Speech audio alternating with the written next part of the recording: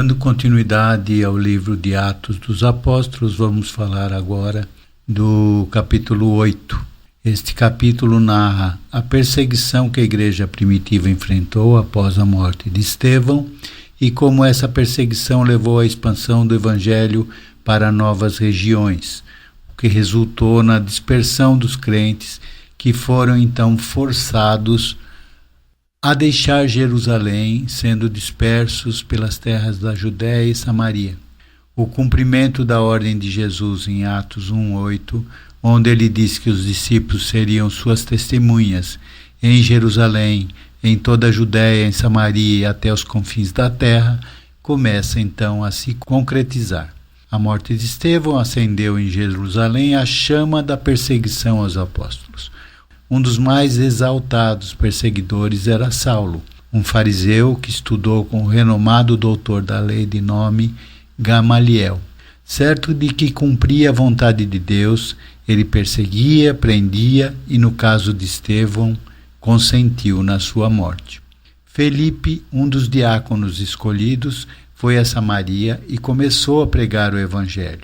A escolha de Samaria é significativa, pois representa a inclusão dos gentios e a quebra de barreiras culturais e religiosas. Sabe-se que a relação entre judeus e samaritanos era historicamente tensa, marcada por preconceitos e animosidade. A evangelização em Samaria desafia essas divisões, mostrando que a mensagem de Jesus era e é para todos, independentemente de origem ou etnia.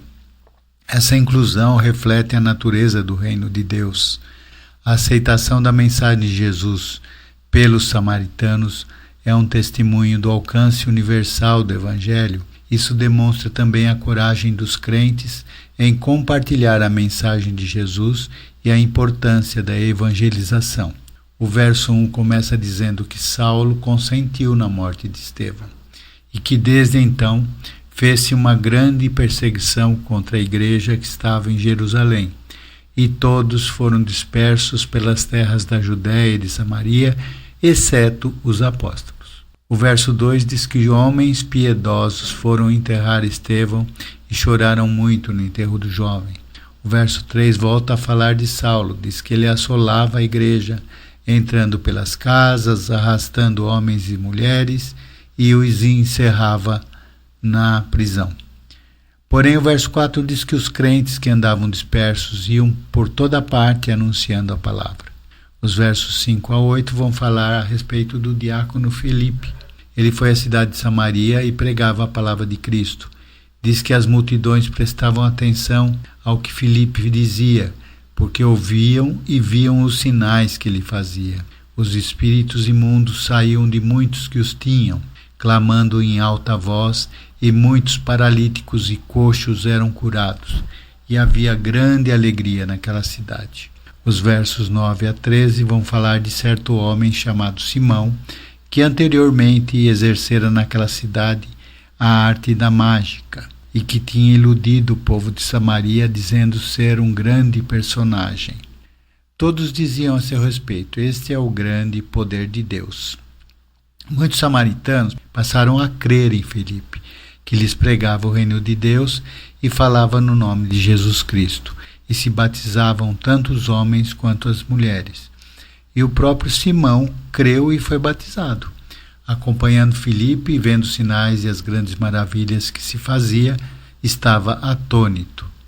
A conversão em massa é um sinal do impacto do Evangelho e da eficácia do testemunho dos apóstolos.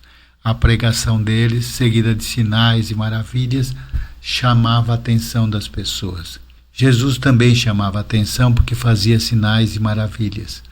Para que a pregação do Evangelho seja acompanhada de sinais e maravilhas, que nós dizemos milagres, é necessário estar sendo guiada pelo Espírito Santo. Já o batismo simboliza a nova vida que os samaritanos recebiam em Cristo e a entrada deles na comunidade da fé. Os versos 14 a 24 vão falar da ação de Pedro e João em Samaria. Os apóstolos que estavam em Jerusalém, ouvindo que Samaria recebera a palavra de Deus, enviaram para lá Pedro e João. Os versos 15 a 17 relatam que Pedro e João oraram e impuseram as mãos sobre os que haviam sido batizados para que recebessem também o Espírito Santo. Os versos seguintes relatam que Simão, vendo que pela imposição das mãos dos apóstolos era dado o Espírito Santo, lhes ofereceu dinheiro, dizendo: dai-me também a mim esse poder, para que aquele sobre quem eu puser as mãos receba o Espírito Santo. Mas disse-lhe Pedro: o teu dinheiro seja contigo para a perdição, pois cuidaste que o dom de Deus se alcança por dinheiro. Tu não tens parte nem sorte nesta palavra, porque o teu coração não é reto diante de Deus. Arrepende-te, pois, dessa tua iniquidade. Ora a Deus para que, porventura, te seja perdoado o pensamento do teu coração. Respondendo, porém, Simão disse: orai vós por mim ao Senhor, para que nada do que dissestes venha sobre mim. O verso 25 diz que Pedro e João, após terem testificado e falado a palavra do Senhor, voltaram para Jerusalém, passando por muitas aldeias dos samaritanos e anunciando o Evangelho. A Bíblia não diz, mas presume-se que Filipe tenha voltado com Pedro e João para Jerusalém. Eu digo isto por causa do que vai acontecer a seguir. Os versos 26 a 40 vão falar do episódio envolvendo Filipe e o eunuco etíope. Neste relato, um anjo do Senhor instrui Filipe a ir para uma estrada deserta que descia de Jerusalém a Gaza. Ao longo do caminho ele encontra um eunuco etíope, alto oficial da rainha Candace. Ele voltava de Jerusalém e estava lendo o livro do profeta Isaías, assentado no seu carro. Mais uma vez o Espírito de Deus instrui Filipe e diz para que se aproximasse daquele carro. Filipe se aproxima e pergunta se o eunuco entendia o que estava lendo. O eunuco respondeu: como poderei entender se alguém não me ensinar? E rogou-lhe que subisse no carro e o ensinasse. Diz o texto que o lugar da escritura que o eunuco lia era este: foi levado como ovelha para o matadouro, e como está mudo o cordeiro diante do que o tosquia, assim não abriu a boca. Na sua humilhação foi tirado o seu julgamento, e quem contará a sua geração, porque sua vida é tirada da terra. Esse texto está registrado em Isaías 53, 7 e 8, e com mais de 700 anos de antecedência, estava se referindo à morte de Jesus. Porém, o eunuco ainda não conhecia Jesus e perguntou a Filipe: de quem diz isto o profeta? De si mesmo ou de algum outro? Então Filipe, explicando-lhe esse texto da Escritura, lhe anunciou Jesus. E logo depois, quando chegaram no local onde havia água, o eunuco manifestou o desejo de ser batizado. E Filipe lhe disse: é lícito que se batize, se crês de todo o teu coração.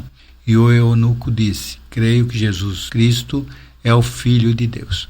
Então desceram do carro e Filipe batizou o eunuco. Diz o texto que quando saíram da água, o Espírito do Senhor arrebatou a Filipe. Este não mais viu o eunuco, e quando voltou a si, já estava na cidade de Azoto. Diz ainda o texto que por onde Filipe ia passando, anunciava o Evangelho em todas as cidades, até que chegou em Cesareia.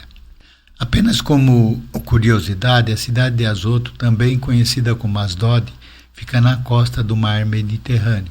A cidade também é mencionada na Bíblia, naquele episódio em que os israelitas foram derrotados, com a subsequente colocação da Arca da Aliança no templo de Dagon, em Asdod, na terra dos filisteus. Já a cidade de Cesareia fica no sopé do Monte Hermon, no norte de Israel, mostrando que tais caminhos, percorridos pelo diácono Filipe na sua jornada evangelística, eram bastante longos. Amém? Aqui termina então o capítulo 8.